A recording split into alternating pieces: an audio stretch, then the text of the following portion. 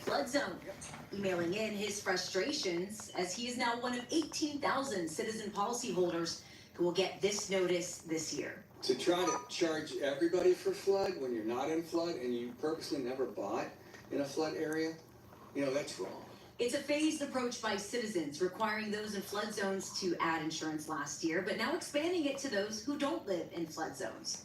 Starting this year, requiring it on properties valued at over $600,000. Next year, valued at over $500,000. 2026, $400,000, and by 2027, all homeowners on Citizens flood zone or not need to have flood insurance. Yeah, it's insulting, It's just, it isn't right. And the home we're talking about here, Doug actually rents out. He has 4 different units here and says with insurance rates continuing to climb and now that he has to pay for flood insurance, he has no other option than to pass those costs now to his tenants. You have to raise rents. That's just the way it is.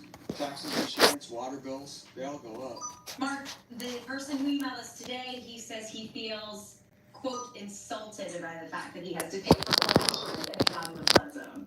Our take is every Florida homeowner should consider flood insurance, not just flood zones. Mark Friedlander is with the Insurance Information Institute and says state lawmakers made this move during their special session after Hurricane Ian flooded thousands of homes not in flood zones. But once again with this move, for the consumer, it means paying more for insurance again. We understand that, and we certainly feel the pain. In most cases, flood insurance is not going to be that expensive to add. Friedlander says Florida has more private insurers writing flood policies.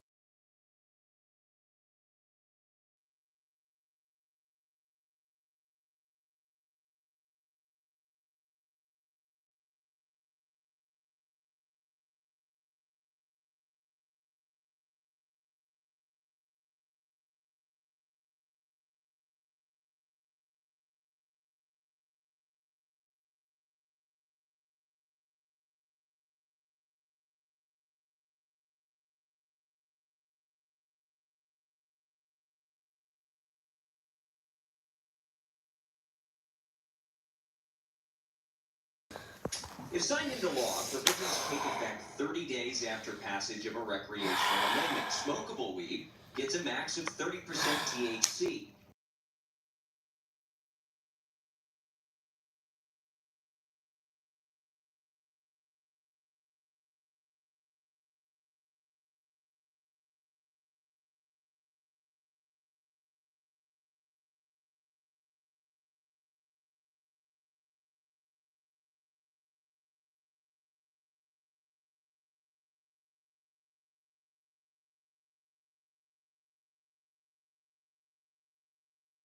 Young people. I'm gonna put the stream on pause so I can do some other stuff.